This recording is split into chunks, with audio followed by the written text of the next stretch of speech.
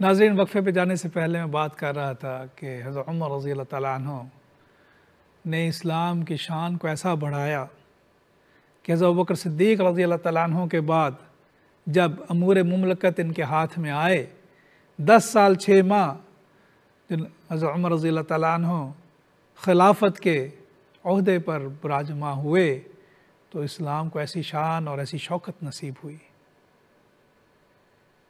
کہ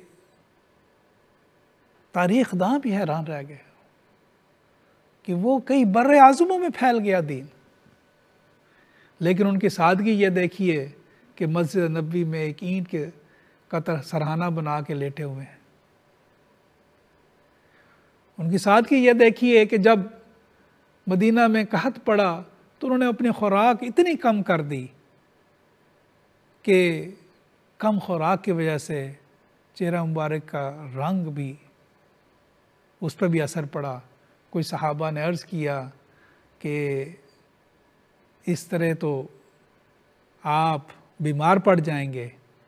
کوئی صحابہ نے امہات المومنین سے بات کی کہ آپ انہیں کہیں، کیونکہ کچھ باہر سے وفود آتے ہیں ملنے کے لیے، یہ مسلمانوں کے امیر المومنین ہیں، تو ان کا دسترخوان تو بالکل سادہ سا ہے، تو ان کے لیے ان کو کہیے کہ اپنے دسترخوان کو کشادہ کریں، کوئی خوراک اور اچھی خوراک شامل کریں۔ تو حضرت عائشہ رضی اللہ تعالیٰ عنہ اور حضرت حفصہ رضی اللہ تعالیٰ عنہ نے حضرت عمر رضی اللہ تعالیٰ عنہ سے بات کی۔ حضرت عمر رضی اللہ تعالیٰ عنہ نے جواب میں کہا کہ آپ مجھے بتائیے حضرت عائشہ رضی اللہ تعالیٰ عنہ سے کہ نبی کریم صلی اللہ علیہ وسلم کے دسترخوان پہ کیا ہوتا تھا۔ حضرت عائشہ رضی اللہ تعالیٰ عنہ تو جانتی تھیں، وہ تو نبی کریم صلی اللہ علیہ وسلم کے وصال کے بعد پیٹ بھر کے کھانا نہیں کھاتی تھیں، کہ نبی کریم صلی اللہ علیہ وسلم نے کبھی پیٹ بھر کے کھانا کھایا ہی نہیں تھا۔ جب کھانا پیٹ بھرنے لگتا تھا تو رونے لگتی تھیں۔ ام المومنین کی آنکھوں سے اشک رواں تھے اور حضرت عمر رضی اللہ تعالیٰ عنہ کی آنکھیں بھی اشک بار تھیں۔ تو پھر جب نبی صلی اللہ علیہ وسلم نے ایسا سادگی، تو میری قحط میں جب لوگوں کو کھانے کے لیے نہیں ہے تو عمر کیسے لذیذ کھانے، کیسے مرغن غذائیں کھا سکتا ہے۔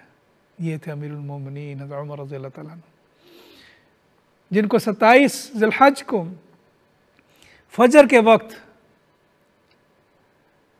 امامت کراتے ہوئے ابو للو فیروز مجوسی نے آ کے چاقو کے وار کیے، گر گئے، لیکن ایمان کی حالت دیکھیے اور ادائیگی فرض دیکھیے۔ صحابہ اکرام نماز میں مشغول، حضرت عمر رضی اللہ تعالیٰ نے اشارہ کیا کہ نماز جاری رکھی جائے۔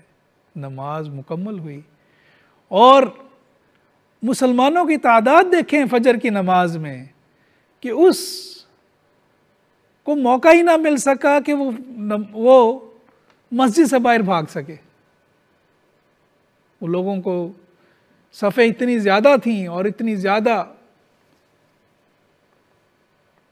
مضبوطی کے ساتھ صف بندی کی گئی تھی کہ اسے نکلنے کے لیے جگہ نہیں ملتی تھی۔ وہ ایک کو چاقو مارتا تھا، ایک صحابی گرتے تھے، آگے دوسری صف آ جاتی تھی، دوسرے کو زخمی کرتا تھا، کئی صحابی شہید ہوئے، لیکن نماز ختم ہو گئی، وہ مسجد سے باہر نہیں جا سکا۔ جب اس نے دیکھا کہ میں تو پکڑا گیا ہوں تو اس نے اپنے آپ کو مار لیا۔ حضرت عمر رضی اللہ تعالیٰ عنہ شہادت 1 محرم،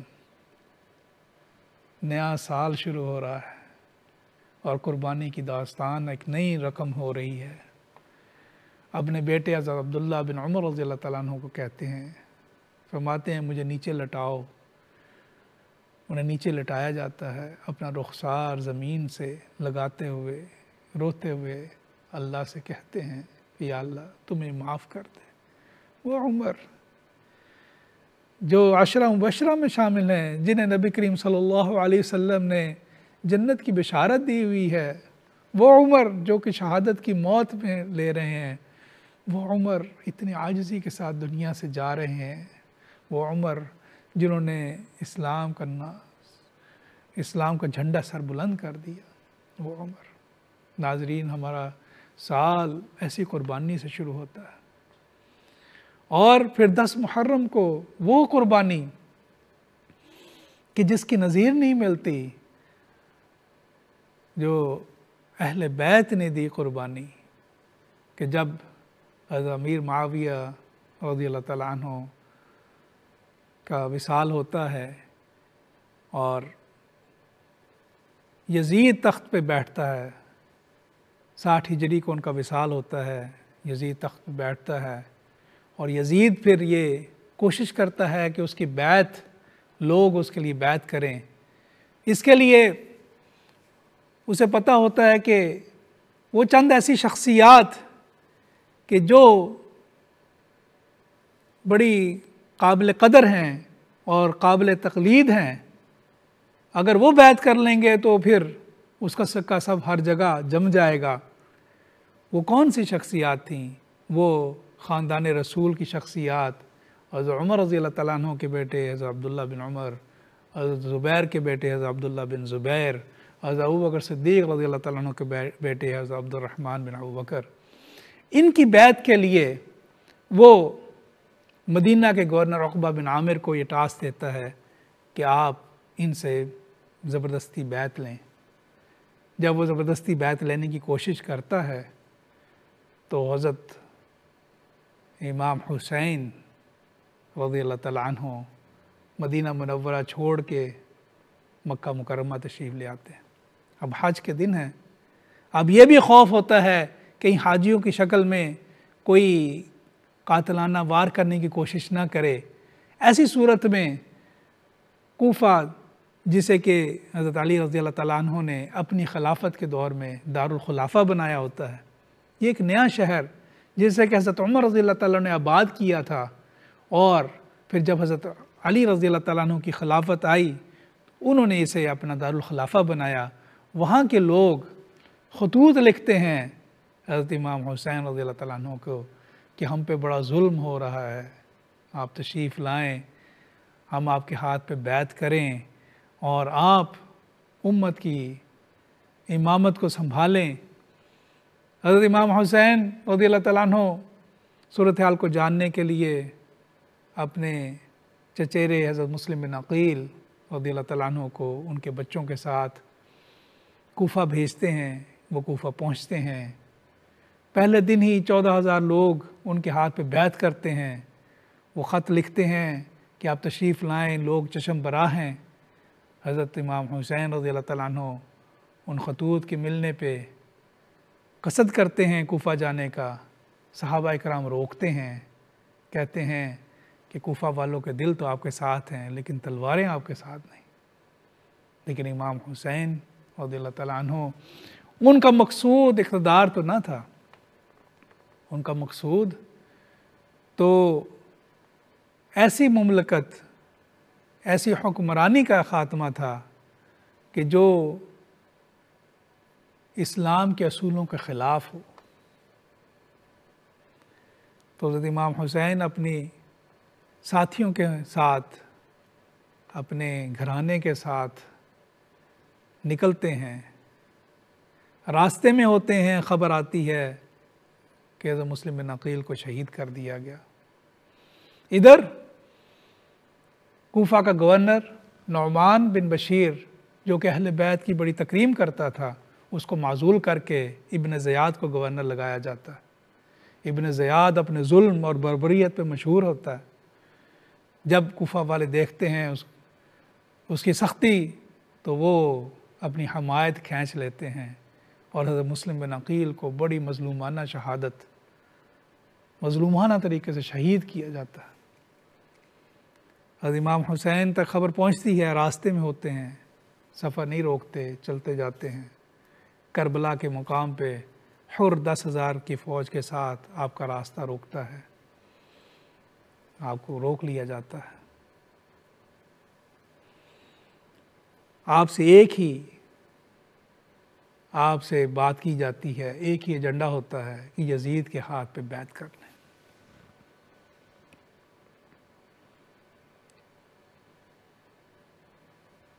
اور حضرت امام حسین کسی قیمت پہ بھی یزید کے ہاتھ پہ بیعت کرنے کے لیے تیار نہیں ہوتے۔ شاہ است حسین، بادشاہ است حسین، دین است حسین، دین پناہ است حسین، سرداد نہ داد دست در دست یزید، حق کا کے بنا الہ الہ است حسین۔ وہ اپنا سر دینا قبول کرتے ہیں لیکن بیعت کے لیے تیار نہیں ہوتے۔ ان پہ زور ڈالنے کے لیے اور فوج بڑھائی جاتی ہے اور فوج بھیجی جاتی ہے اور مختلف طریقوں سے انہیں دباؤ میں لانے کی کوشش کی جاتی ہے۔ کربلا کے مقام پہ روکا جاتا ہے۔ یہ وہ مقام ہے کہ جس کے بارے میں نبی کریم صلی اللہ علیہ وسلم ام سلمہ رضی اللہ تعالیٰ عنہ کو پہلے ہی بتا چکے ہوتے ہیں کہ ان کے نواسۂ رسول کو ایسے مظلومانہ شہید کیا جائے گا۔ یہاں پہ 7 محرم الحرام کو پانی روکا جاتا ہے۔ 5000 کے قریب لوگ دریائے فرات کے کنارے لگا دیے جاتے ہیں تاکہ آل رسول کو پانی کی بوند نہ پہنچ سکے۔ یہ بھی ایک عجیب منظر ہے ناظرین۔ ایک طرف آل رسول ہے اور ایک طرف آل رسول کے ماننے والے ہیں۔ سمجھ نہیں آ رہی کہ وہ لڑیں گے، وہ فوج جو ان کے خلاف کھڑی ہوئی ہے، جو ان کا پانی روک کے کھڑی ہے، وہ کون ہے؟ وہ اس نبی صلی اللہ علیہ وسلم پہ جان نثار کرنے والے ہیں۔ اور وہ کون ہیں جو سامنے ہیں؟ وہ نبی کریم صلی اللہ علیہ وسلم کے شہزادے ہیں، جس کے بارے میں نبی کریم صلی اللہ علیہ وسلم نے فرمایا کہ اے اللہ، میں حسن اور حسین سے محبت کرتا ہوں، آپ بھی انہیں محبوب رکھیے، اور جو ان کو محبوب رکھے آپ اسے بھی محبوب رکھیں۔ وہ شہزادے رسول جو نبی کریم صلی اللہ علیہ وسلم کے کندھے مبارک پر بیٹھا کرتے تھے، وہ شہزادے رسول کہ نبی کریم صلی اللہ علیہ وسلم سجدے کی حالت میں ہوتے تھے تو وہ ان پہ سوار ہو جایا کرتے تھے اور نبی کریم صلی اللہ علیہ وسلم اپنے سجود کو لمبا کر لیا کرتے تھے۔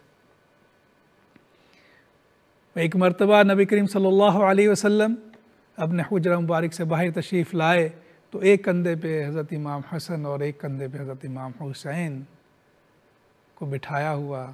ایک صحابی رسول عرض کرنے گئے، یا رسول اللہ صلی اللہ علیہ وسلم، کیا خوبصورت سوار ہیں۔ نبی کریم صلی اللہ علیہ وسلم نے فرمایا، کیا خوبصورت سواری ہے، یہ نہیں دیکھتے؟ اللہ اکبر۔ الحسن والحسین سیدہ شباب اہل الجنہ، میرے حسن اور حسین جنت میں نوجوانوں کے سردار ہیں۔ یہ وہ حسن، وہ حسین، یہ ان کی فیملی، ان کا خاندان۔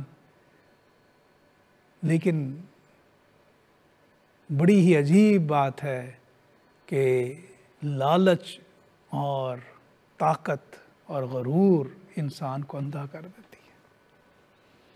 آج تک تاریخ میں ایسا نہیں ہوا کہ کسی کے ماننے والے ہی اس گھرانے کے خلاف ہو جائے اور اس گھرانے کے خلاف صف بندی کر لیں اور ان کی جان کے در پہ ہو جائیں۔ یہ ایک عجیب بات تھی۔ نماز پڑھتے ہوئے جو یہ پڑھ رہے ہوں، ان پہ درود پڑھ رہے ہوں، جن کی نماز ان پر درود و سلام بھیجے بغیر مکمل نہ ہوتی ہو، جو یہ پڑھتے ہوں اللہم صلی علی محمد وعلی آل محمد، آل محمد پہ درود بھیجتے ہوں اور آل محمد سامنے کھڑی ہو اور وہ ان کے ساتھ صف آرا ہوں، اس سے زیادہ تکلیف دہ بات، اس سے زیادہ جو ہے ظلم والی بات کوئی ہو سکتی۔ اسی لیے حضرت امام حسین رضی اللہ تعالیٰ عنہ بارہا فوج سے مخاطب ہوئے، بارہا حضرت امام حسین نے انہیں یہ باور کرانے کی کوشش کی کہ دیکھو تم کس کے خلاف صف آرا ہو، میں کوئی جنگ کرنے کے لیے نہیں آیا، میرے ساتھ کوئی فوج نہیں کھڑی، میرے ساتھ خاندان رسول ہے، میرے کچھ ساتھی ہیں، نہتے لوگ ہیں، عورتیں ہیں، بچے ہیں، تم کن کے خلاف صف آرا ہو رہے ہو؟ لیکن جو لالچ ہے اور تکبر، یہ تکبر ہی تو تھا. شیطان جو کہ اللہ کے دربار میں اس بات پہ انکاری ہو گیا کہ میں آدم علیہ السلام کو سجدہ نہیں کرتا، کیا وہ نہیں جانتا تھا اللہ کی جلالت کو؟ کیا وہ فرشتوں کو نہیں دیکھ رہا تھا؟ کیا وہ اللہ سبحانہ و تعالیٰ کی جلالت سے، اللہ سبحانہ و تعالیٰ کی طاقت سے اس کو اندازہ نہیں تھا؟ سب جانتا تھا، پھر کیوں اندھا ہو گیا تھا؟ یہ جو تکبر، کہ میں تکبر اور لالچ انسان کو اس مقام پہ لے آتی ہیں. ناظرین، 3 دن تک پانی بند رکھنا، اور وہ کس کا بند رکھنا؟ آل رسول کا. اور یہ کوئی بھی مسلمان جو ہے سوچ ہی نہیں سکتا، لیکن ایسا ہوا. اور پھر وہ رات آئی جس رات اگلے دن جب یہ دیکھا گیا کہ امام حسین تو نہیں جھکتے، تو اب ان کو الٹیمیٹم دے دیا گیا کہ کل پھر آپ کے ساتھ جنگ ہوگی. امام حسین نے ایک رات کی مہلت مانگی، جنگ کرنی ہے تو رات کی. اگلے دن امام حسین نے وہ رات اپنے ساتھیوں کو بلایا اپنے خیمے میں اور ایک تقریر کی. اپنا کمرے میں، اپنے خیمے میں تاریکی کر کے، دیا بجھا کے، اور یہ تقریر کی کہ یہ لوگ تو میری جان کے در پہ ہیں، یہ چاہتے ہیں کہ میں یزید کے ہاتھ پہ بیعت کروں، جو کہ نہیں ہو سکتا، تو یہ میری جان کے در پہ ہیں. آپ لوگ مجھے چھوڑ کے چلے جائیں، یہ آپ کو نہیں کچھ کہیں گے، آپ خاموشی سے رات کی تاریکی میں نکل جاؤ، اور میں بھی آپ سے گلہ نہیں کروں گا کہ آپ نے میرا ساتھ کیوں چھوڑا. اور جب چراغ دوبارہ روشن کیا جاتا ہے، اہل وفا میں سے کوئی بھی اپنی جگہ سے نہیں ہلتا. وہ اہل وفا تھے. ناظرین، یہ تاریخ ہے وفا کی انتہا کی اور بے وفائی کی انتہا کی. قتل گاہوں سے چن کر ہمارے علم، اور نکلیں گے عشاق کے قافلے، جن کی راہ طلب سے مختصر کر چلے درد کے فاصلے. یہ وہ لوگ تھے کہ جنہوں نے اپنی جانوں کی پرواہ نہیں کی.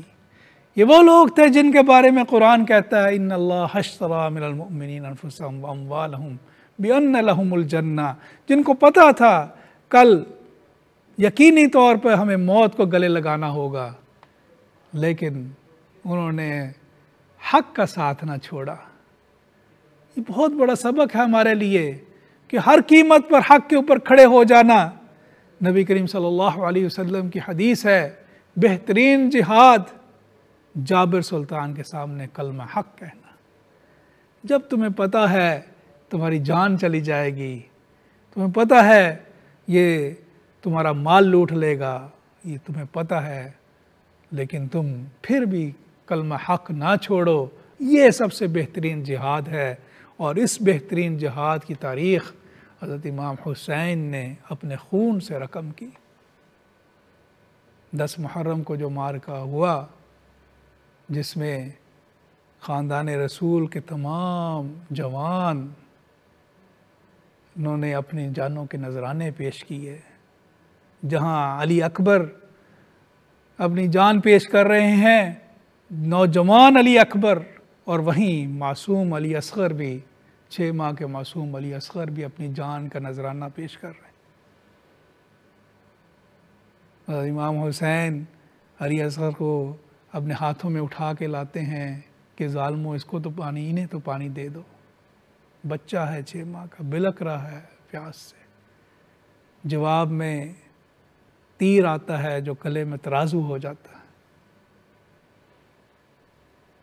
اور حضرت امام حسین رضی اللہ تعالیٰ عنہ تسلیم و رضا کے ایسے مقام پہ کھڑے ہوتے ہیں، ایک کے بعد ایک بیٹے کی لاشیں، ایک کے بعد ایک بھائی کا لاشا. اٹھا رہے ہیں، رکھ رہے ہیں، لیکن جھک نہیں رہے۔ ایسے استقامت، ایسا استقلال، صبر کیا، یہ شکر کے اعلیٰ مقام پر سرفراز کھڑے ہیں۔ اور اس کے بعد ناظرین، صرف یہاں پہ ہی جو امام حسین کو شہید کیا گیا، بلکہ اس کے بعد جو حضرت امام حسین کا سر مبارک اتارا گیا، یہ تو ایسی اندوہناک باتیں ہیں، جو ایسا غم ہے، لیکن یہ چیز ہمیں یاد دلاتی ہے کہ کامیاب کون ہے؟ کامیاب وہ ہے جو ایمان کے ساتھ اہل بیت کے ساتھ تعلق بھی رکھتا ہے۔ اس کا ایمان ہی مکمل نہیں جس کی اہل بیت کے ساتھ دلی وابستگی نہیں۔ ابن زیاد کے دربار میں حضرت امام حسین کا سر پیش کیا جاتا ہے، وہ آپ کے لب مبارک پہ چھڑی مارنے کی کوشش کرتا ہے۔ حضرت انس رضی اللہ تعالیٰ عنہ وہ موجود ہوتے ہیں، بڑھاپے میں ہیں، تڑپ کے کھڑے ہو جاتے ہیں، کیا کر رہا ہے؟ میں نے تو ان لبوں پہ نبی کریم صلی اللہ علیہ وسلم کو بوسے دیتے دیکھا ہے، تم کیا کر رہے؟ اہل بیت کی وہ خواتین جو کبھی پردے سے باہر نہیں آئیں، انہیں دمشق میں سے گزارا جاتا ہے۔ یہ وہ تکلیف دہ صفحے ہیں ہماری تاریخ کے، جو اہل بیت کی وفا، اہل بیت کی استقلال، اہل بیت کی قربانیوں سے بھرے پڑے ہیں۔ آیا نہ ہوگا اس طرح حسن و شباب ریت پر، گلشن فاطمہ کے تھے سارے گلاب ریت پر۔ عشق میں کیا بچائیے، عشق میں کیا لٹائیے، آل نبی نے لکھ دیا سارا نصاب ریت پر۔ ایک ایسی تاریخ لکھ گئے کہ رہتی دنیا تک انہوں نے ایک لائن کھینچ دی کہ کوئی یہ نہیں کہہ سکتا کہ جی میں کیا کرتا، میں تو مجبور تھا، میں کیا کرتا جی میں تو کمپرومائز کرنا پڑا۔ انہوں نے ایک ایسی لائن کھینچ دی کہ نہیں، رہتی دنیا تک کوئی انسان نہیں یہ کہہ سکتا کہ نہیں میں تو دین پہ کیسے چلتا، میں اصولوں پہ کیسے چلتا، مجھ پہ بڑا دباؤ تھا، میں کیا کرتا، میرے گھر والے تھے، میں کیا کرتا، میری جان کی مجھے جان کا خوف تھا۔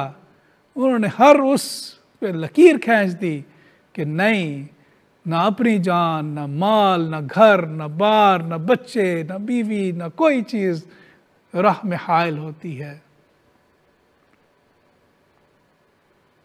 یہ انہی کا کام تھا ناظرین، اور ان کی قربانی ہمیں یہ سبق دیتی ہے کہ ہم حق کا ساتھ کسی قیمت پہ بھی نہ چھوڑیں، حق کے اوپر ڈٹے رہیں، چاہے اس کے لیے کوئی بھی قربانی دینی پڑے، چاہے اس کے لیے کوئی بھی قیمت ادا کرنی پڑے۔ کامیاب کون ہے؟ کامیاب وہ ہے جو حق پہ ڈٹ گیا۔ کامیاب کون ہے؟ جس نے اللہ اور اللہ کے رسول کی فرمان کو سینے سے لگایا۔ کامیاب کون ہے؟ کیا ہوا اس کے بعد؟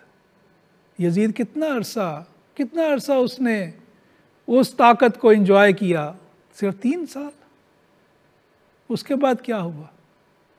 اس کے بعد ان لوگوں کا کیا ہوا کہ جنہوں نے اہل بیت کے ظلم و تشدد کیا تھا، جنہوں نے خیموں کو آگ لگائی تھی، جنہوں نے گھوڑے دوڑائے تھے، جنہوں نے کربلا میں پانی چھوڑے تھے، کون؟ وہ کیا ہوا ان کے ساتھ؟ پھر کیا ہوا؟ وہ کدھر گئے؟ وہ لوگ سب مٹی ہو گیا۔ جب حضرت عبداللہ بن زبیر رضی اللہ تعالیٰ عنہ کو شہید کیا گیا اور حجاج بن یوسف نے حضرت اسماء رضی اللہ تعالیٰ عنہ سے کہا کہ آ کے اپنے بیٹے کی لاش کو اتار لو، تو حضرت اسماء صبر اور استقلال کی پیکر نہ آئیں۔ حجاج گیا اور یہ کہنے لگا، مکالمہ آج بھی تاریخ پہ محفوظ ہے کہ دیکھو میں نے کیا تمہارے بیٹے کے ساتھ کیسا اسے انجام تک پہنچایا۔ اور اسماء رضی اللہ تعالیٰ عنہ فرمانے لگی تو میرے بیٹے کی دنیا برباد کی حجاج، اس نے تو تیری آخرت برباد کر دی۔ دنیا، ناظرین، 100 سال پہلے میں اور آپ کہاں تھے؟ 100 سال بعد میں اور آپ کہاں ہوں گے؟ شیکسپیئر کہتا ہے یہ زندگی ایک سٹیج ہے، ایک چھوٹا سا ایک کھیل ہے۔ قرآن کہتا ہے لہو و لعب، کہ یہ کھیل تماشا ہے، یہ دنیا کی زندگی جو ہے یہ کھیل تماشا ہے، تھوڑے دنوں کی کھیل تماشا ہے۔ اس میں انسان صرف چھوٹے سے مفاد کے لیے اپنے دین سے دور ہو جائے، صرف چھوٹے سے مفاد کے لیے حق سے پیچھے ہٹ جائے، صرف چھوٹے سے مفاد کے لیے مظلوم کا ساتھ چھوڑ دے، اس کتنا وہ بدقسمت ہوگا۔ نبی کریم صلی اللہ علیہ وسلم نے فرمایا کہ تم ظالم اور مظلوم دونوں کی مدد کرو۔ صحابہ اکرام عرض کرنے لگے یا رسول اللہ صلی اللہ علیہ وسلم، مظلوم کی مدد تو ہمیں سمجھ آتی ہے کہ ہم مظلوم کا ساتھ دیں، اس پہ ظلم ہو رہا ہے تو ہم اس کے ساتھ کھڑے ہو جائیں، اس کی مدد کریں، لیکن ظالم کی کیسے مدد کریں؟ نبی کریم صلی اللہ علیہ وسلم نے فرمایا کہ ظالم کی مدد یہ کہ تم ظالم کا ہاتھ روکو، ظالم کا ہاتھ روکو، اسے ظلم کرنے سے روکو۔